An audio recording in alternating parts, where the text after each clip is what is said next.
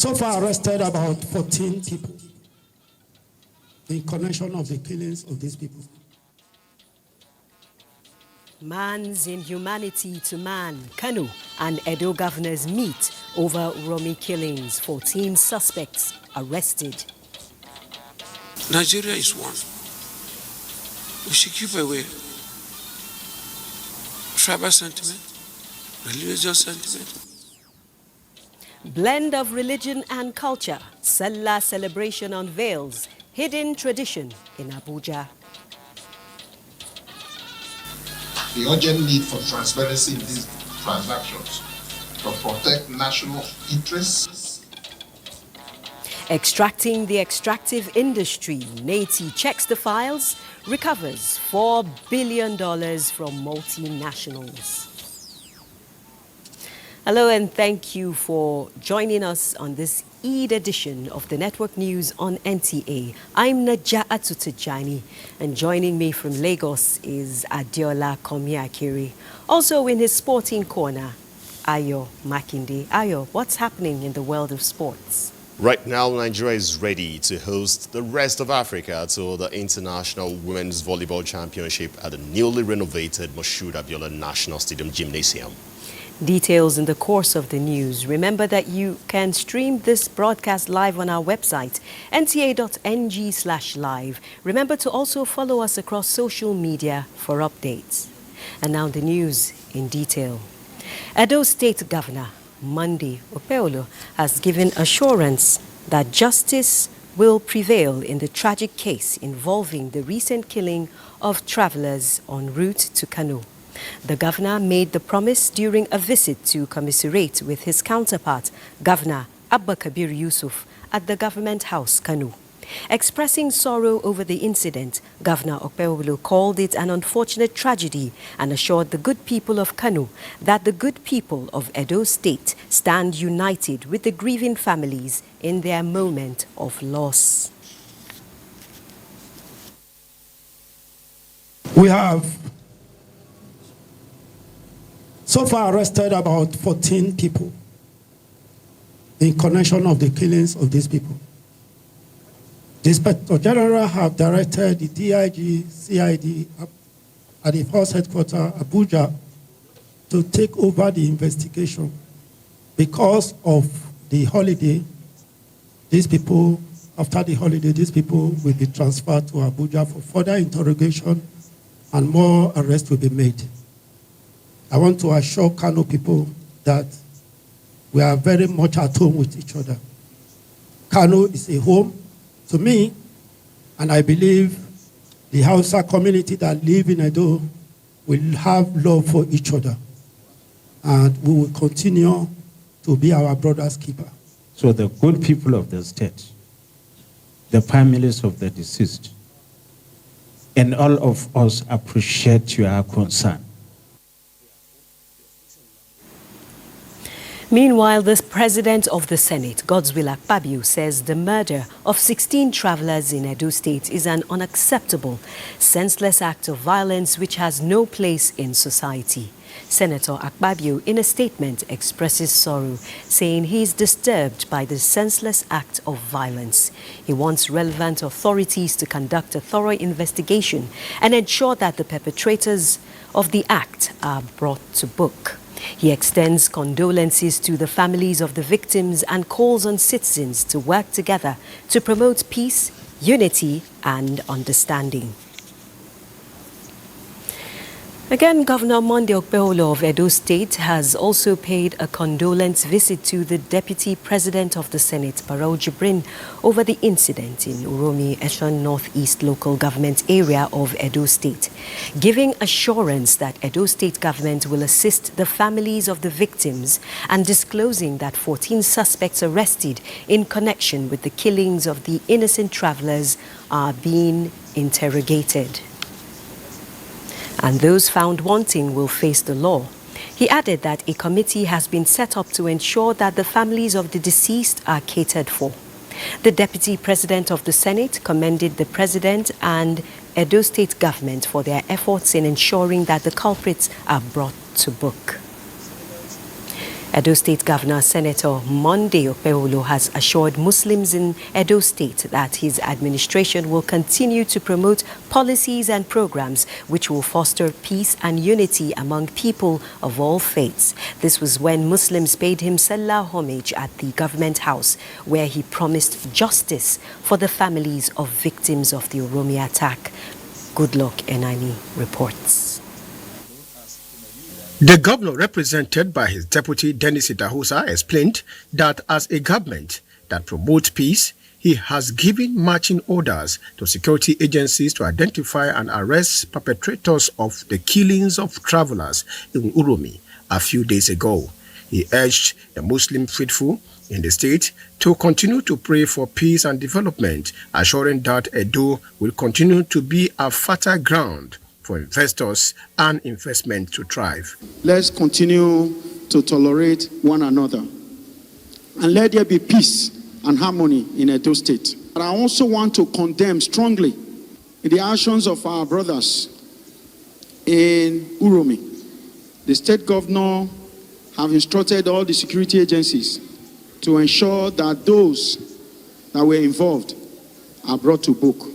And let me also beg that you will continue to pray for those that lost their life in that process. One of your greatest achievements in the last 140 days in government, which the people have acknowledged, is the political will which you have enacted in the business of governance. The Sallah homage had top government officials, including the Secretary to the State Government, Musa Hilo, Chief of Staff to the Governor, Malam Gani Audu, among others. In Benin, Goodluck NTA News. The age-old tradition of paying Sallah homage to traditional rulers is a vital cultural and political practice which fosters unity, respect and collaboration. Lydia Sampson visited Jiwa community on the outskirts of Abuja and reports of a legacy of hope and the extraordinary Sallah tradition of togetherness.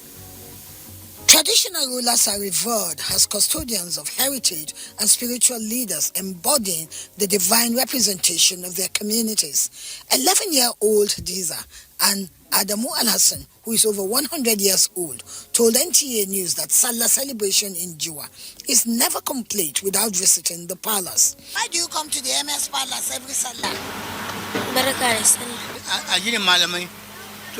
We need religious leaders to keep praying for the country. This art in Jiwa community strengthened ties between government officials, religious institutions and citizens, thereby promoting peace and development. The emir did not mince words in reiterating to his village and ward heads on the need to lead by example. Nigeria is one. We should keep away tribal sentiment, religious sentiment, and we have to respect the Constitution and authority. The homage and meeting over, an age-long tradition of feeding the kingmakers and people of the community was performed. This tradition has been as long as Jiwa.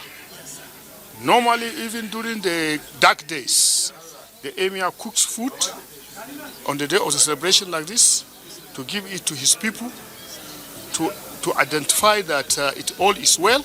It was evident that it also acknowledges the ruler's grassroots influence, which is crucial for conflict resolution and community engagement, as the Dogares, who are in charge of protecting the kings, were at hand to also prevent exposing the king when the need arises. By honoring traditional rulers, societies reinforce their role in preserving traditions and ensuring societal harmony, irrespective of differences. Lydia Sampson, NTA News. Muslims have been enjoined to live impactful and virtuous lives, as well as put their trust in Allah to have a better society. This advice was given at the 18th Annual Memorial Public Lecture, organized in memory of late Zonal General Manager of NTA Sokoto Zonal Center, Yahya Shola Wahid reports. Recitations from the glorious Quran and special eulogy featured the 18th edition of Yahya Sani Memorial Lecture. In his lecture titled Total Submission to the Will of Almighty Allah, Sheikh Ishaq Shege admonished the people to always seek the face of Allah. He urged the people to take a cue from the selfless life of late Yahya Sani and contribute their own quotas towards the development of humanity. In his remarks, younger brother to late Yahya Sani, Abdul Karim Kunle Sani, thanked Allah for the life of fulfillment his brother lived. He laid the foundation of the mosque and passed away the following day. And God has been sustaining us since that time up to now. For me, it was even more like a father to me than my father, because he was that person who spoils us the more. Former governor of Osun and Bauchi State, Colonel Theophilus Bamigboye, and other dignitaries described late Yahya Sani as a God-fearing Nigerian who contributed immensely to the development of the nation and humanity. Somebody who has done very well in this life, when he dies, his legacy will remain alive. Yahya Sani was a complete gentleman, very humble and very straightforward. The occasion featured special prayer session for late Yahya Sani, family, friends, and the society at large. In Ilorin, Shola Wahid, NTA News. It was a joyful occasion for APC party supporters and the Muslim community in Kogi West when the senator representing the senatorial district, Sunday Steve Karimi, treated them all to an Eid celebration. Solomon Ayedin has the details. The gesture by Senator Sunday Karimi is in furtherance to his commitment and solidarity with his Muslim brothers and sisters, as well as party supporters in the All Progressives Congress in his constituency as they celebrate Eid al-Fitr. The first batch of donation, comprising several bags of rice, beverages and cash, was distributed to Muslim communities across the 7 local government areas in the zone. Senator Karimi, who was represented by his sons, explains that this gesture is in fulfillment of his campaign promise, aligning with his commitment to the well-being of his constituents. Here in Lokoja, 3 Muslim communities, including Isegba community, Lokoja and Adankulu Central Mosques, benefited from the gesture. We thought it to be a good opportunity to come and see people, so you see us, you get to know us. This is a small token. We know what everybody is going through. You know, this is something that we will continuously do. We are one big family here in Kogi West, and in the whole of Kogi, so we'll continue to do as much as we can. Promise and fulfill. And today we are here again to enjoy his dividends of democracy. We really appreciate it. Similarly, consumables consisting rice and semovita were again donated by Senator Sunday Karimi to Muslims and party hierarchy in Lokoja local government area. He has sent 1,500 bags of semovita and 200 bags of rice. This is not the first time Senator Karimi is doing this. We make sure that this item goes to the grassroots, and the electorate will be happy getting this. The same exercise, courtesy of Senator Sunday Karimi, has been extended to other local government areas in Kogi West senatorial districts. In Lokoja, Solomon Ayedehi, NTA News. This is the network news on NTA. Stay tuned for more reports in a moment. The Nigerian Navy, through the Forward Operating Base for Mosul, Brass Council area, has distributed educational items to schools, renovated a wooden pedestrian bridge, and empowered youth and women with entrepreneurial skills within host communities. Baratwa Pere Awe reports that this is all part of enhancing civil-military relations. Commanding Officer, Nigerian Navy Forward Operating Base for Mosul, Navy Captain Ifeanyi Chukwu Mabioku, in line with the directive of the Chief of Naval Staff in improving civil-military relationship in host communities, is at State School, Bilitiema, to distribute educational materials including notebooks, pencils and other educational items. The Nigerian Navy also brought succor to Liama community as they renovated a wooden pedestrian bridge before proceeding to Ewama, where the Forward Operating Base for Mosul organized an empowerment and skill acquisition program for youth and women on soap making, perfume, amongst other skills. Thank God that our naval base, they are empowering us in many ways. I could remember the time that they bring a medical outreach. So this bridge, I think the whole community we are all very happy. Navy Captain Ifeanyi Chukwu Mabioku said Navy has placed much premium on host community support and empowerment as precondition for national security building. This project will go a great extent in raising the standard of civil-military relations within our area of operation, and to a large extent, equally assist us in conducting our operations successfully. Navy Captain Ifeanyi Chukwu Mabioku further affirmed that the Nigerian Navy will continue to protect critical assets of the nation in the maritime domain. From Formoso, in Brass Council area of Bayelsa State, Baratwaipre Awe, NTA News. Meanwhile, a stakeholders meeting to review participation, achievements, response and sense of ownership towards enhancing security of the Trans-Niger pipeline has been held at Hotel Presidential, Port Harcourt. Kingsley Amajiri reports that leaders from the host communities are calling for enhanced value creation and active involvement of communities in the oil production value chain. The team brought together stakeholders from host communities in Rivers, Abia, and Imo states at the instance of Pipeline Infrastructure Nigeria Limited. The company says the forum is intended to review strides made while addressing grey areas of concern. Dr. Akbos is the community relations consultant for Pipeline Infrastructure Nigeria Limited. The support from the communities has been wonderful. And we think that there's no better way to appreciate the efforts of the communities than organizing a forum like this, where we can collectively review how far we have gone. Being an interactive forum, it offers stakeholders opportunities to share their thoughts. Key concern for the host communities are the inadequate job opportunities, poverty reduction, and absence of public infrastructure. They stress the need for active involvement of community members in oil production value chain. Everybody that comes to our place is a contractor. They get up the duty and give us peanuts. I don't think that's what my people want. The increase in oil production, strong partnership with the community, strong partnership with the security agents, to ensuring that our brothers who are deeply engaged in the illicit act leave the trade and venture into something more meaningful. People that came from far, from other places, are the people that vandalize the pipelines, and then it affects the people directly. So for us to have this harmonious, relationship, the people themselves must be engaged meaningfully. Analysts are of the view that the security of Nigeria oil pipeline is key to sustainable revenue generation and economic development in these communities. In Port Harcourt, Kingsley Amajiri, NTA News.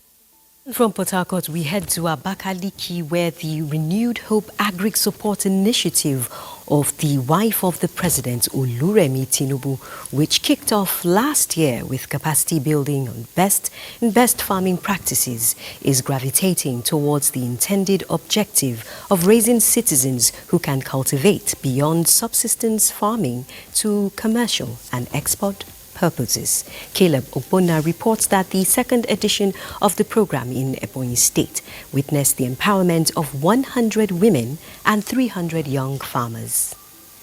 The second edition of the Renewed Hope Agri-Support Initiative of the wife of the President, Senator Uromi Tinubu, championed by the wife of Ebonyi State Governor Uzamaka Nwifuru in the state, through her Bewo Foundation with the aim of engendering food security, economic growth and tackling unemployment, is on course, following the empowerment of 100 women, 300 young farmers and 30 youths on sustainable farm practices, financial literacy and marketing strategies. The Renewed Hope Agricultural Support Program represents a beacon of hope for women in agriculture and youths looking for empowerment within the agricultural sector, to enhance their livelihood and contribute to the food security in Nigeria.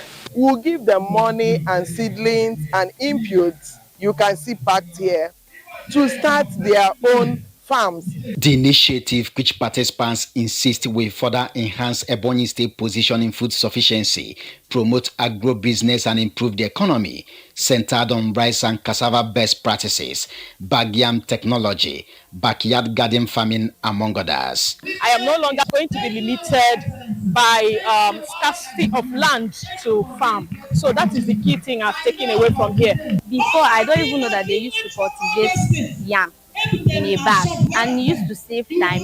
It saves stress. The agri-support program of the wife of the president, Senator Uromi Tinubu, with lecture series on the most effective ways of farming, designed not only to end hunger and food insecurity, but to raise young farmers who will focus on aggressive farming towards food sufficiency. In Abakaliki, Kelebo Bonna, NTA News. And still on agriculture, the Japan International Cooperation Agency, JICA, is providing Nigeria with a loan of 12 billion Japanese yen, about $78 million for agricultural initiatives. The Minister of Agriculture and Food Security, Abubakar Kyari, says the loan will be allocated to 3 key agricultural activities, which are rice seed production, enhanced farm input delivery, and improved extension services. At a meeting with the Economic Development Department of JICA in Abuja, the minister explained that the rice seed production project will be at the National Cereal Research Institute in Niger State and will foster research and development in breeding high-yield and disease-resistant varieties. Irrigation projects have been earmarked in some areas in the 36 states and the FCT to boost agricultural activities and ensure food security in Nigeria. The Minister of Water Resources and Sanitation, Professor Joseph Utsev, stated this while inspecting 3 ongoing projects on 3,000 hectares of irrigable land in Makurdi, the Benue state capital. Charles Abba reports. The 3 ongoing projects being inspected by the Minister of Water Resources and Sanitation, Professor Joseph Telomonsev, are irrigation channels, which is said is 90% completed, drip irrigation, 67% completed, and study and design of expansion of the irrigable land. We have marked 1,200 for the one that is ongoing, the one that is both on study and design, and the one that are constructing the channels. Then the remaining 1,800, we have marked that one for the program that is coming up, which is called the Sustainable Power and Irrigation for Nigeria. He explained that crops that are ready for harvest on the farm are maize, garden eggs, pepper, and beans. When there's no water, no crop. When there's no crop, no food. When there's no food, no life. And when there's no life, no nation. The minister indicated that among the several dams being embarked on, the Otuko multipurpose dam is being rehabilitated with plans to incorporate hydropower components to solve its water problem and others.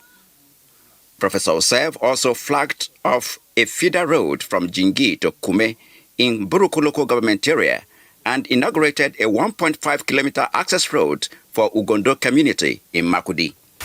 That will help our farmers to go to farms, to bring their inputs both to their homes for consumption and take it to market for sales.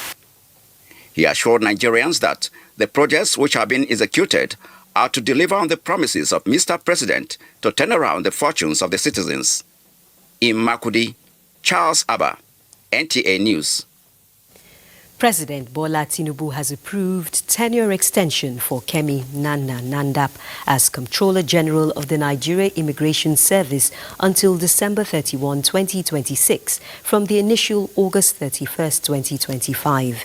Mrs. Nandap began her career in the Nigeria Immigration Service on October 9, 1989. Under her leadership, the Nigeria Immigration Service has witnessed significant advancement in its core mandate, with notable improvements in border management, modernization of immigration processes, and national security measures. President Tinubu commends the Comptroller General for her exemplary leadership and urges her to continue dedicating herself to employing strategic priorities which align with the renewed hope agenda. President Bola Tinubu also congratulates the founder and chairman of Zenith Bank PLC, Jim Ovia, on his admission to the prestigious Freedom of the City of London. President Tinubu describes this honor as a fitting recognition of Mr. Ovia's exceptional contributions to business, innovation and technology, as well as for his role in shaping Nigeria's financial landscape and strengthening economic ties between Africa and the rest of the world.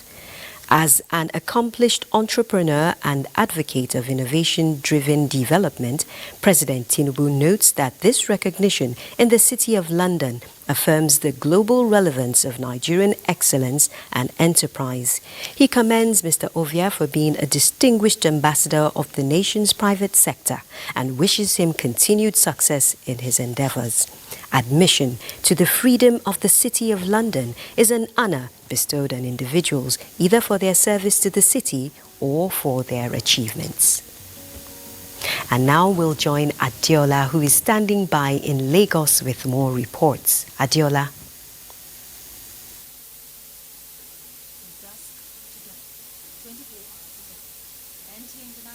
In Nigeria, Lagos with more reports. Despite Adiola. the two-day public holiday declared by the federal government to celebrate Eid al-Fitr, Lagos residents were still busy going about their day-to-day activities. Adejoke Odeka took a drive around town and now reports. Lagos, the ever-bubbling and busy city, is devoid of the usual human and vehicular traffic as Muslim faithful celebrate Eid al-Fitr. While some Lagos residents were seen going about their daily activities, others, having fasted during Ramadan, are grateful and hopeful for the blessings ahead. Things are a bit different this time around, but still we manage it. So we thank Almighty Allah. We're able to enjoy it to a certain extent. I'm going somewhere now. I'm going to my daughter's house at Ikorodu now, so I want to go and enjoy myself there. After going for the Eid prayer, went back home with family, celebrated it. It was okay. A drive to a major motor park shows travelers were few, though it is a public holiday. Roadside traders were all about their businesses. Let us keep thanking God. People are patronizing commercial vehicles, but it is not as much as it used to be because of the public holiday. For many Nigerians, the significance of public holidays should not be underestimated because it creates bonding time for family and friends, which is an essential part of healthy living. The federal government had declared March 31 and April 1 as public holidays to celebrate Eid al-Fitr. In Lagos, Adejoke Odeka, NTA News. The immense contribution of forests to food production in Nigeria cannot be overemphasized. Apart from being a source of variety of nutrition for mankind, the socio-economic impact are enormous. In this report, our correspondent takes a look at the importance of forests to food. It is the fauna and the flora of different species, each playing a strategic role in the forest ecosystem, contributing to the survival and subsistence of man, providing food, shelter, and oxygen. In Nigeria, this canopy of tropical spread of thick-set trees, shrubs, and plants have become so important that some have assumed cultural and spiritual values, and protecting the biodiversity of soil and water, so that for ages it's unthinkable for farmers to provide sustainable food production without the forests. Generally, it protects biodiversity. It helps to maintain and regulate the biological activity that supports germination, because without all these activities taking place, food production cannot be effective. Challenges that threaten the forest, such as unrestrained human activities, deforestation, urbanization, and climate change, have adversely affected the forest. Environmentalists say needs urgent attention. More support for the forest agencies that we have in the country, more support for the various ministries of environment or agriculture, depending on which state you're dealing with, and more awareness amongst the young people. They state further the inculcation of forest preservation into agricultural practices through agroforestry to secure access to forest, which will sustain and boost agricultural practices, especially at the grassroots. In Lagos, Larry Bilayi, NTA News. And we're done with our contribution from Lagos. The network news will continue in a bit. To stay with us. Welcome back from Lagos. Amid government search for extra revenue sources to fund budgets, the Nigeria Extractive Industries Transparency Initiative, NEITI, has announced the recovery of $4.85 billion from unpaid liabilities owed the federal government by oil and gas companies. Benny Adams reports that NEITI is set to publish the latest edition of its industry audit reports as part of ongoing efforts to block leakages and enhance economic growth. Briefing the media in Abuja, the Executive Secretary of NEITI, Dr. Oji Ogbonnaya says the recovery is part of the total $8.26 billion identified in NEITI's 2021 oil and gas audit report. Despite this progress, Oji noted that unresolved financial liabilities remain a major concern, with $6.175 billion and 66.378 billion naira in liabilities disclosed in the 2023 industry reports. He says if converted to naira, the liabilities would amount to 9.33 trillion naira, exceeding the federal government's total budget for health, education, agriculture, and food security, and that the liabilities could cover approximately 72% of the federal government's budget deficit for 2025. To this end, NEITI is urging relevant government agencies, including the Federal Inland Revenue Service and the Nigerian Upstream Petroleum Regulatory Commission, to take stronger enforcement actions against defaulters and adopt more stringent measures to prevent future revenue leakages. NEITI recognizes the urgent need for transparency in these transactions to protect national interests, national assets. The job to be done cannot be done by NEITI alone. We need the industry, we need government, we need the civil society, and we need the media. In addition to its recovery efforts, NEITI plans to broaden its industry-wide reports to include dedicated sections on divestment, forward sales of oil and gas assets, and environmental remediation. This move, he says, aims to strengthen transparency and accountability in the extractive sector. In Abuja, Benny Adams, NTA News. And now to religious affairs. The Nigerian Christian Pilgrims Commission, NCPC, has expressed satisfaction with the success of the 2024 main pilgrimage to Israel and Jordan.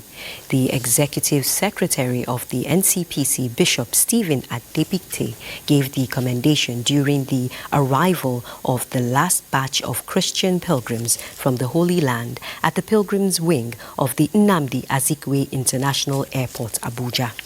The Executive Secretary, who spoke through the Director of Administration of the Commission, Sonny Ebiabo, commended the good conduct of the pilgrims and applauded the service providers and staff of the Commission for excellent performance. He also commended President Bola Tinubu for creating an enabling environment for pilgrimage to thrive in Nigeria. We've had in recent times, both in terms of services given by our grand handlers. As a Christian, you have to imbibe such culture and let it be not only by mouth, but it should be within our life. Our life is the preaching. Some pilgrims from the last batch expressed joy and excitement and shared their experiences. It strengthened my Christian faith as an individual. Spiritually, we are very healthy and strong. Our faith has revamped, and we can really trust in what we see there. God will give Mr. President wisdom, understanding, and the technical know-how to lead the nation aright. The Commission successfully airlifted more than 5,000 pilgrims in the 2024 main pilgrimage, apart from those airlifted by private pilgrimage operators. The world is counting down to the Global Disability Summit 2025, and Nigeria stands at a critical juncture. Will the country seize the moment to create a truly inclusive society, or will women with disabilities remain locked out of opportunities? Gufan Shaji Ugwanyi reports that the Advocacy for Women with Disabilities initiative is urging the Nigerian government to take bold action and prioritize inclusivity. The Advocacy for Women with Disabilities Blueprint for Change highlights key areas for reform, including inclusive education, employment, and healthcare. The organization also stresses the need for accessible digital platforms, infrastructure, and social programs. Issues around women with disabilities are not given concentration, absolute concentration, and we have a lot of organizations of persons with disabilities struggling to ensure that women with disability are given attention and address issues around gender-based violence, issues around sexual reproductive health, inclusive education. So women always lag behind. With the Global Disability Summit 2025 on the horizon, they say the time for rhetoric is over. It's time for tangible action. As they go in on the 1st, 2nd, and 3rd of April to Germany and discuss about issue of person with disability, we expect the federal government of Nigeria to be fully represented there and make some commitment. But we don't want it to just be a commitment. We want it to be an holistic commitment which include women with disability. The stakeholders also urged the Nigerian government to demonstrate its commitment to inclusivity by implementing policies that foster equal opportunities for women with disabilities. In Abuja, Gufan Shaji Ugwanyi, NTA News. We still have sports and global update. Do stay tuned. African Union Commission set to deploy panel of the wise to mediate in South Sudan political situation. As Organization for Economic Cooperation and Development's new report indicates threat to future of ocean economy. Uche Ugochukwu has details and more on Global Update. After cordial talks with President Salva Kiir of the Republic of South Sudan, Chairperson of the African Union Commission, Mahmoud Yusuf Ali, addressed the evolving political situation in South Sudan and the recent violence in Nasir. The chairperson reaffirmed the AU's unwavering commitment to dialogue, reconciliation and lasting peace, while expressing solidarity with the government and people of South Sudan. To enhance mediation efforts and support the full implementation of the revitalized agreement on the resolution of the conflict in South Sudan, RARCSS, a high-level delegation of the AU panel of the wise is being dispatched to Juba to engage with all the stakeholders to de-escalate tensions and promote dialogue. The AU calls on all parties to uphold all the provisions of RARCSS and ensure its full implementation. In a new report, the Organization for Economic Cooperation and Development said the ocean economy expanded to $2.3 trillion in 2020, but various headwinds could hinder future growth. The report said if historical trends continued, the blue economy could be nearly 4 times larger by 2050 than in 1995. However, various forces could slow or even reverse growth by 2050 if no policy actions are taken. If you look at where that heat is going, 93% of it goes into the world ocean. The United Nations is hosting a major conference in the southern French city of Nice in June to specifically address these challenges and the sustainable use of the world's oceans. Uche Ugochukwu, NTA News. And now it's time to join Ayo Makinde for details of that volleyball report he promised. Ayo, yeah. I used to play volleyball, then I moved to basketball, decided they both weren't for me, and now I'm a journalist. Well, you're a journalist and a newscaster, and of course you've been delivering the news with some beautiful spikes and rallies. Thanks once again for joining us for Sports Update. Now, the Gymnasium Hall, that's Package B at the Moshood Abiola National Stadium in Abuja, is fully renovated ahead of the African Women's Volleyball Club Championship from Tuesday, April 1 to April 14. 22 women's volleyball teams will compete for honors in the two-week event, including Zamalek of Egypt, which spoke with the NTA Sports in Abuja earlier today. Everything so far so good. All preparation is on, and in the next before the opening ceremony on the 3rd of April, everything will be in place. Where the First Lady, she's going to be the special guest of honor. And we're ready for defending our title again for the third time. That has ever happened in the history of KAVB.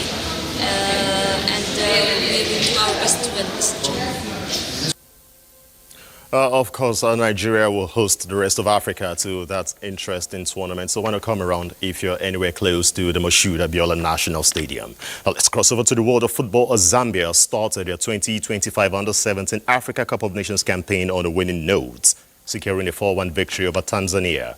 The junior Chipolo Polo scored 2 goals in each half, sending a strong message to the host nation Morocco, who won their opening match against Uganda 5-0.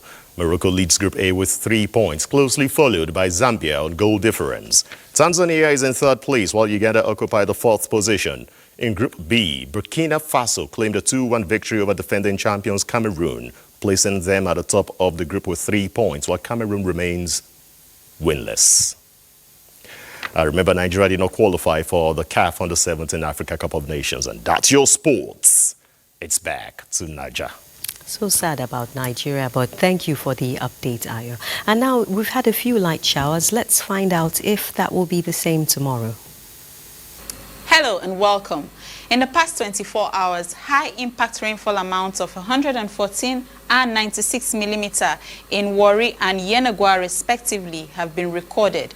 Going into Tuesday, we expect thunderstorms with varying intensities to most parts of the country, as overnight systems are expected to linger into the early hours to affect parts of the Federal Capital Territory, Kogi, Nasarawa, and Benue states.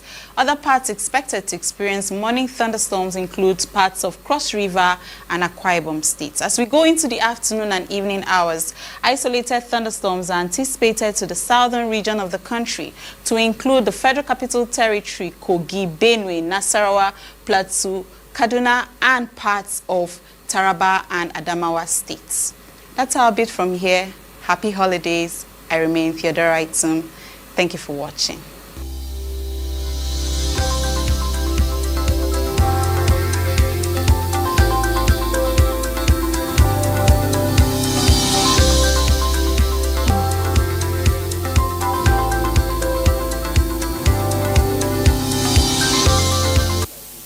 Concludes the network news on the Nigerian Television Authority, NTA. Thanks for being with us. I'm Najat Tijani saying Eid Mubarak on behalf of NTA.